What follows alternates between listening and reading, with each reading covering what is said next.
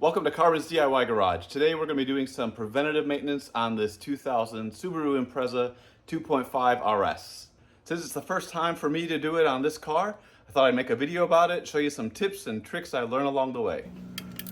As far as an oil change goes, this is pretty much your basic drain the oil, change the filter, that's it, you're all done. So 17 millimeter bolt on the drain plug, get that loose, and then hold it in there until you've got it unthreaded all the way, and then pull it away in a quick motion, and hopefully you don't get oil all over the place and it goes all into your drain pan.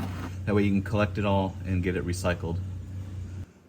That oil drains pretty fast, so you better have a good sized container underneath it that can handle that flow rate of oil, because it comes out pretty quick. But while I let that drip, drip, drip, go ahead and spin off the filter. If I'm lucky, it's just hand tight up there, but if not, I'll get out my filter wrench and get it loose and then just spin it off. And my container's big enough I can leave it underneath the dripping oil and also catch the oil that might drip out from the engine when I get this filter off. While the last little bits of fluid drain out, I'm going to get all my new stuff ready. I've got Valvoline high mileage 5W30, 5W30 full synthetic, and that's the manufacturer. Subaru recommends 5W30, especially for our environment here in Texas. Here's the drain plug, and it has a crush washer on the plug, so I clean off the plug itself, but then I have a supply of new crush washers. You're supposed to replace that every time you change the oil. Here's the old filter. It's a Denso brand filter. I'm gonna go with a Fram filter instead, and just gonna fill this up with some brand new oil, screw that in place, and then new crush washer on the drain plug, tighten that up to 30 foot-pounds, and that's all there is to it. Then you just put some oil in it. And for the filter, you want it to just barely go up to where it's touching the mating surface, and you made sure that the old gasket has not stuck to the engine, but get it till it's just barely touching. And then for this filter, you go 3/4 to 1 turn, all by hand, and that's all there is to it.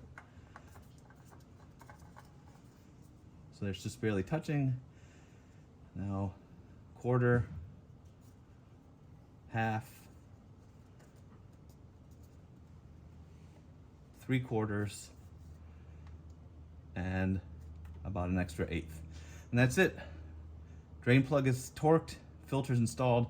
Let's go add some oil. Since I'm doing other work on this car, I have it up on jack stands on all 4 corners, and the vehicle's actually level. So I can go ahead and add oil and check the oil level just the way it is. But if you've got it up on jack stands just in the front or ramps or something, you can fill it up like that, but if you're gonna check the oil level, put it back on the ground first, otherwise your reading's not gonna be accurate. And then I just pull the dipstick up a little bit, remove your fill cap, and put your funnel in, and it's 4.2 quarts is US quarts is what you need to put in there. But a good way to do it is put 4 quarts in, then check the level and see how much more you need to add. You don't want to overfill it, and 0.2 is kind of a hard measure to get. So I'm just showing you guys the dipstick, and to the left is the hole to the left is your low mark, so you don't want it to be any lower than that. The hole to the top to the right is the fill hole, that's where it's full. And then the notch to the right of that hole is the highest it might get up to when it's at operating temperature. So if you check the oil at a gas station, expect it, if it's full, it'll be right up near that notch. What we want to do is we want to get it right at that upper hole so it's full cold. So the oil level is full while it's cold. So we'll go ahead and put the dipstick all the way in, pull it up, and see where it's at.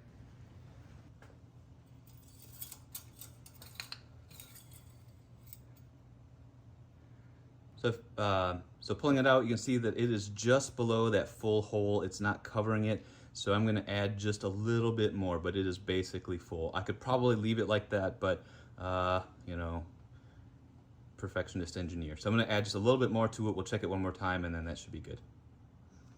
Now before I wrap up this video, that is it for the oil change, but for those of you who actually watched this far, I don't know how many actually would do that, because I should have said something at the beginning of the video. But anyway, I found something underneath here I'd like to get some comments on because I'm not very smart. But let me go show you. I think this might be indication of a head gasket leak.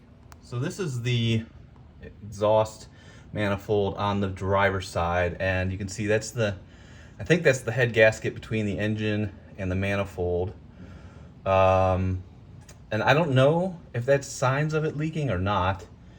And then this is, I think that's a cover, and then that's a gasket up there. And again, towards the back, there's dirt and stuff. But the driver's side, I'm honestly not as concerned about as with the passenger side. So let me show you that. So on the passenger side, this is the power steering, and that's the boot on the power steering. And you can see that there is fluid and dirt and grime on there. It's not power steering fluid. It's not oily like that. It's also not condensation from the air conditioning. The power steering boot is ripped, but there's no leaks, and the power steering fluid reservoir is full. So when I come up here and look at the head gasket, you know, let me swing you around sideways. Sorry, don't get sick. You know, it's messy back here.